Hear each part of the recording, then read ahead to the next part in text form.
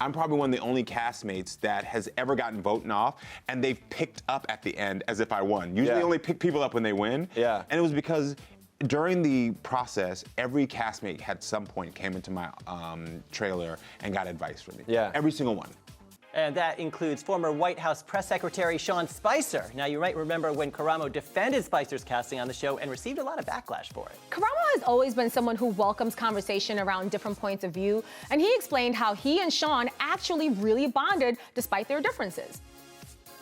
We're in a space where we're divided as a country, where people don't want to talk anymore. And then that's perpetuated by the shows we watch on TV where people are like arguing. And I think there's space for real heartfelt conversation where you respect someone, but you can still disagree. And what I learned with Sean is that if you can have those conversations, expose them to your life, you can plant those seeds that will eventually grow and blossom, and that's when you see real change. And I saw that happen. The minute we got the dance floor, he was sobbing that I got voted off.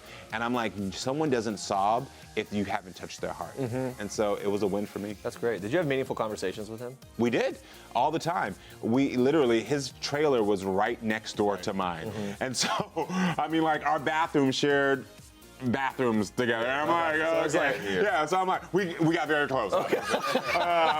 And so it's like, you know, we would come out and we would just start talking about, like, the competition, but then I would also talk about his family, which then would open me up to talk about my family. And while the administration he supports does not support my family, I would say, see, you tell me you love me and you like my family and you think we're so great.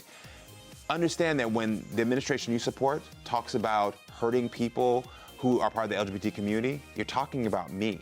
So would you want to see my son who you just gave a big hug to, or my fiance who you just laughed it up with, would you want to see us get hurt?